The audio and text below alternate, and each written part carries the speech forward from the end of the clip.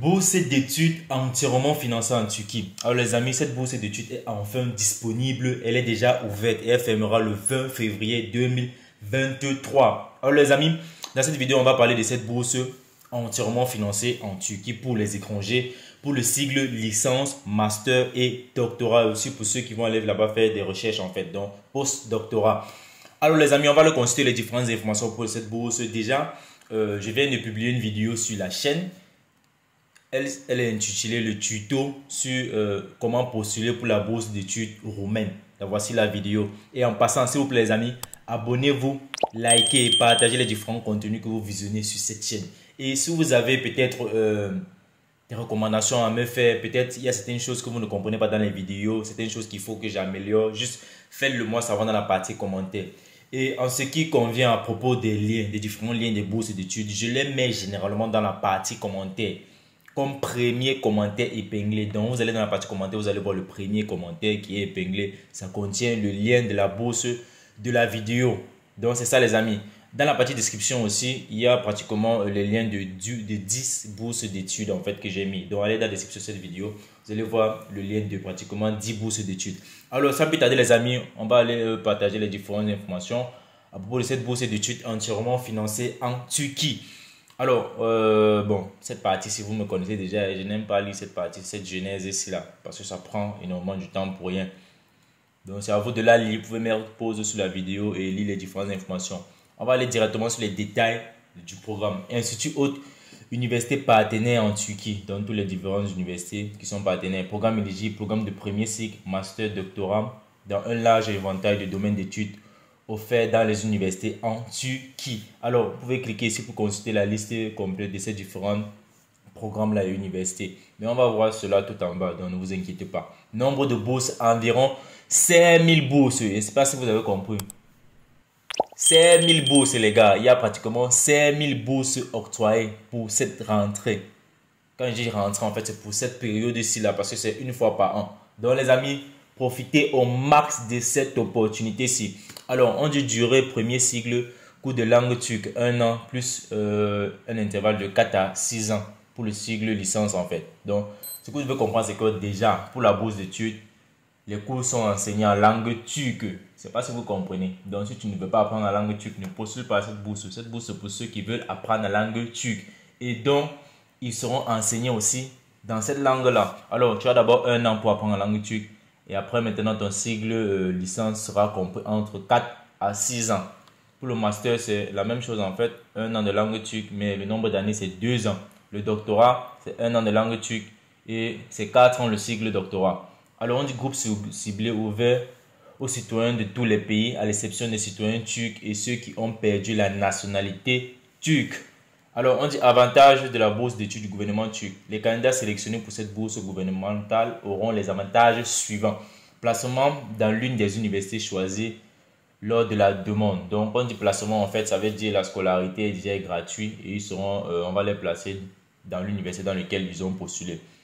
Allocation mensuelle pour le cycle licence, ils vont bénéficier de 1000 TL. 1000 TL, présentement, ça fera un truc comme, je crois, 60 euros, hein, en fait, si je ne me trompe pas. 1000 TL, ça fait un truc comme 60 euros. Donc, vous allez bénéficier de 60 euros par mois pour les étudiants de cycle licence. Pour les étudiants de cycle master, c'est 1400 TL. Pour les étudiants de cycle doctorat, c'est 1800 TL. Alors, déjà, ces différentes sommes-là, je pourrais vous dire c'est assez suffisant pour vous, pour votre nourriture, en fait, pour acheter les différentes provisions, mettre à la maison. Donc, c'est un peu ça. Bourse de recherche, c'est 4000 TL. Alors, on dit programme de langue de turc. Programme de langue turque pour les fonctionnaires et les académiciens, c'est 4000 TL aussi.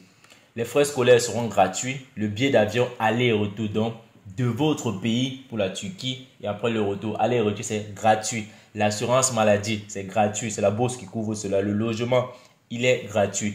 Activité, bon, vous allez vivre sur le campus, sur le doctorat universitaire. Donc, vous n'avez même pas de logement à payer, vous n'avez rien. Et on vous donne encore 1000 ciels pour le cycle licence, 1400 ciels pour le cycle master et 1800 ciels pour le cycle doctorat. Alors, on dit activités sociales et culturelles, dans les différentes activités que vous allez faire là-bas, etc. Les sorties, les randonnées, c'est la bourse qui couvre cela. Cours de langue turque pour 1 an. Donc, l'avantage c'est que vous allez apprendre la langue turque. Alors, ce que vous devez aussi savoir, c'est que lors de votre apprentissage, en fait, Si vous ne passez pas cette année-là, vous ne pouvez pas commencer vos différentes études. Donc, il faut que vous passez l'année de langue avant de commencer vos différentes études. Et les études vont se faire en turc. Bon, la langue turque, c'est une langue qui n'est pas assez compliquée. Hein. C'est pas compliqué, les amis. As we say in Turkish, Türkçe kolay. Alors, on dit la bourse de recherche couvre uniquement l'allocation mensuelle. Le programme de langue turque pour les fonctionnaires et les académiciens, KATIP, comprend l'allocation mensuelle, l'hébergement, les frais de transport et les activités sociales et culturelles. Critères d'éligibilité à la bourse du gouvernement turc. Qu'est-ce qu'il faut pour être éligible? Alors, comme premier élément, être citoyen de n'importe quel pays, sauf les citoyens turcs ou ceux qui ont perdu la nationalité. Comme ils ont dit tout haut là-bas. On dit deuxième critère, critère académique minimum. Niveau académique minimum pour les candidats du premier cycle, c'est 70%. Du master, doctorat, c'est 75%.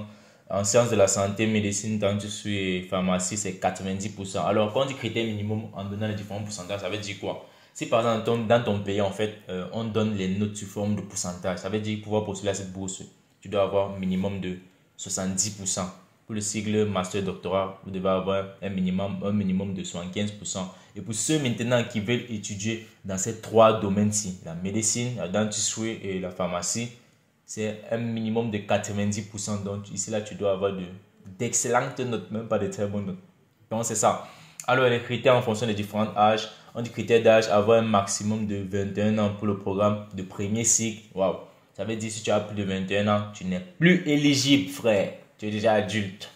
Alors, 30 ans pour le programme de doctorat, 30 ans pour le programme de master, autant pour moi, 35 ans pour le programme de doctorat, 45 ans pour le programme de recherche. Donc, le max doit être 30 ans pour le master, 35 ans pour le doctorat et 45 ans pour le programme de recherche. Alors, on dit les diplômés ou candidats qui sont en mesure d'obtenir leur diplôme à la fin de l'année universitaire en cours avant août 2023 peuvent postuler. Donc ça veut dire quoi? Tu as encore de composer un examen, etc. et que tu es sûr de pouvoir en fait obtenir l'examen, tu peux postuler en fait. Donc, comme on peut dire habituellement, postuler sous réserve. Mais si tu postules pour la bourse, après tu es sélectionné, que tu n'as pas obtenu ton examen, frère, c'est la faute à personne. Alors, on dit les personnes actuellement inscrites à des programmes dans les universités turques au niveau d'enseignement auquel ils postulent ne sont pas éligibles. Cela signifie qu'un étudiant en master qui étudie actuellement en Turquie ne peut pas demander la bourse pour étudier au niveau master, mais peut postuler pour un programme de doctorat. J'espère que vous avez très bien compris. Donc, pour vous qui avez des frères en Turquie, des amis, etc., vous pouvez leur partager cette information-ci. Alors, ici, bon, c'est les raisons pourquoi étudier en Turquie, blablabla, etc. Donc, vous pouvez lire cela. Alors, comment postuler? Deuxième partie la plus importante. La demande de bourse d'études en Turquie n'est disponible que via la plateforme de candidature en ligne. Par conséquent, les étudiants internationaux qui souhaitent postuler à ce programme de bourse doivent suivre les étapes ci-dessous. Veuillez cliquer sur le bouton postuler ci-dessous pour créer votre compte sur la plateforme de candidature en ligne pour les bourses turques. Je vais vous montrer en fait ce bouton et on va le faire ensemble. Je vais vous montrer en fait le démarrage pour pouvoir postuler. Alors, remplissez le formulaire en ligne et téléversez tous les documents requis. Copie numérisée. Les candidats n'ont pas besoin de traduire leurs documents. Il sera également avantageux pour les candidats d'inclure leur activité parascolaire et leur réalisation dans différents domaines. On a bien dit ici là, vous n'avez pas besoin de traduire vos différents documents. Donc ceux qui pleurent sur ma chaîne chaque jour là, qu'il faut toujours traduire les différents documents, il faut le TOEFL, il faut ceci. Ici on vous demande rien. Donc si ton document est en français, frère, tu peux postuler. Ton document en anglais, tu peux postuler. Il n'y a pas de frais que tu vas payer pour le site pour pouvoir postuler. Donc il y a tellement d'avantages. Je ne sais pas pourquoi vous allez encore avoir des plaintes en fait. On dit choisissez vos universités d'accueil potentiels par ordre de préférence. Veuillez prêter attention aux exigences de chaque programme. Rédigez une lettre d'intention originale expliquant vos préférences, vos attentes et vos objectifs futurs. Donc c'est un peu comme quoi une lettre de motivation, c'est un peu comme ça. Après avoir examiné toutes les étapes et tous les différents documents, soumettez la candidature. Voici notez bien.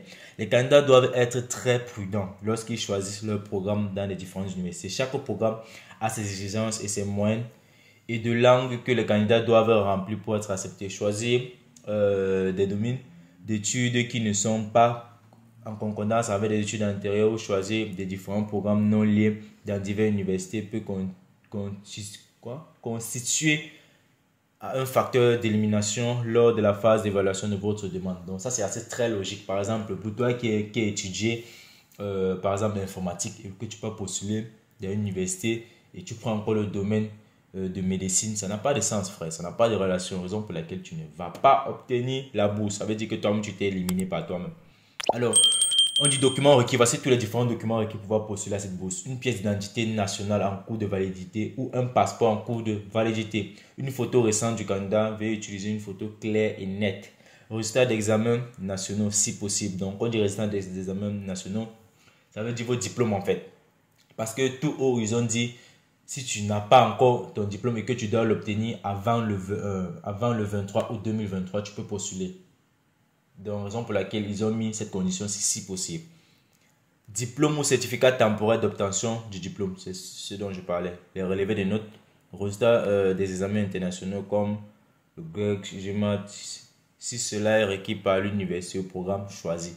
Ils ont bien dit cela. Résultats des tests de langue internationale tels que si cela est requis par l'université ou le programme choisi. Habituellement, lorsqu'on demande le TOEFL, etc., le DELF, c'est pour les différents programmes en anglais. Donc, c'est un peu ça. Les propositions de recherche et un exemple de vos travaux de recherche écrits uniquement pour les étudiants du cycle doctorat. Alors, on va lire le dernier point. De nombreux programmes dans les universités turques sont enseignés en turc. Cependant, certains départements et universités peuvent proposer les programmes en anglais et dans d'autres langues. Les candidats qui souhaitent étudier dans quel programme doivent être en mesure de fournir des certificats de compétences linguistiques. Donc, ce que je vous disais tout à l'heure, comme ils demandaient le TOEFL et le DELF. C'est assez logique en fait. On est dans ça depuis. Alors, le système de candidature en ligne est disponible dans les 8 langues. Turc, anglais, français, espagnol, arabe, russe, farsi, bosniaque. Alors, comment postuler? On clique juste sur ce bouton-ci. Donc, les amis, likez et partagez la vidéo au maximum, s'il vous plaît. La bourse d'études ferme le 20 février. Donc, il reste pratiquement 41 jours pour pouvoir postuler à cette bourse. Donc, likez et partagez la vidéo au maximum, les amis, s'il vous plaît. Likez et partagez la vidéo. Alors, lorsqu'on arrive sur le site, la première des choses qu'il faut faire, bon, certaines personnes ne vont pas comprendre hein, parce qu'on n'est pas habitué. Déjà, vous pouvez changer la langue, mais déjà, la première chose que vous pouvez faire, ce qui est assez simple en fait, c'est de créer votre compte. Créer votre compte. Ici, là, en fait, tu dois mettre ton numéro ou ton email, ton mot de passe. Donc, si tu as déjà créé le compte, maintenant, si tu n'as pas encore créé le compte, tu vas d'abord cliquer sur Registre. Je m'enregistre. Donc, tu cliques sur le bouton. On va voir comment ça va s'afficher en fait. Donc, c'est juste une présentation, les amis. S'il vous plaît, likez, partagez la vidéo. Alors, lorsque ça se présente comme ça, tu dois entrer tes différentes informations à propos de toi. Ton nom, name, middle name, share name. Dans le nom, le prénom. Bon, quand on dit middle name, c'est pour les Congolais. Les Congolais, habituellement, ils ont 3 noms. Quand ils disent trop bon, pas 3 noms, je ne sais pas comment appeler ça. Ils ont le nom, ils ont le middle name, il y a le prénom. Je ne sais pas comment on appelle le middle name là en français. Gender, ça c'est ton sexe en fait. Si tu es femelle, si tu es mâle, date de naissance, la nationalité, l'email, le password. Et lorsque vous remplissez ceci, mettez un email fonctionnel. Ne mettez pas un email que vous n'utilisez plus depuis. Vous mettez votre email again. Mettez votre passeport, vous confirmez encore le password ici. Vous mettez vos questions personnelles à vous. Donc déjà, si vous avez oublié votre mot de passe, ils vont vous poser différentes questions personnelles. Et vous allez répondre, ça va réinitialiser votre mot de passe. Donc vous finissez, vous cliquez I'm not a robot. Vous acceptez les conditions, etc. Vous cliquez sur Save. Après avoir fait cela, ça va vous amener maintenant sur la partie du site. Vous allez commencer à consulter toutes les différentes informations avec les universités, comment uploader vos différents documents. Donc, si vous voulez une vidéo à propos de cette bourse et comment postuler, juste faites-le-moi savoir dans la partie commentaires. Et sachez ceci, les amis, pour pouvoir postuler à une bourse, lorsque tu ne comprends pas et que tu es éligible, fais-toi accompagner par quelqu'un. Lorsque déjà il y a une opportunité, il faut la saisir. Vous qui vous plaignez et qui vous voulez toujours les différentes offres gratuites, déjà, frère, aide-moi à postuler. Sache que quand tu me contactes, tu me dis, aide-moi à postuler pour une bourse, et que tu ne veux pas payer, sois sûr qu'il y a minimum 100 personnes comme toi qui me contactent pour la même chose. Et même si je voulais le faire gratuitement, je ne peux pas parce qu'il n'y a pas cette énergie-là. Donc déjà, pour limiter ce nombre de personnes, Raison pour laquelle dans le monde entier, tous les services sont payants. Donc c'est celui qui paye qui va obtenir l'opportunité. Donc c'est ça en fait les amis, c'est assez simple. Donc lorsqu'il y a une opportunité, c'est celui qui l'a saisi qui gagne. Alors, j'espère que vous avez aimé cette vidéo, j'espère que vous avez aimé ce contenu, cette opportunité de bourse d'études en Turquie. Si vous aimez la vidéo, n'hésitez pas de me le faire savoir dans la partie commentaires. Alors les amis, sur ce, je vous dis bye, on se donne rendez-vous dans une autre vidéo. Big up chez vous.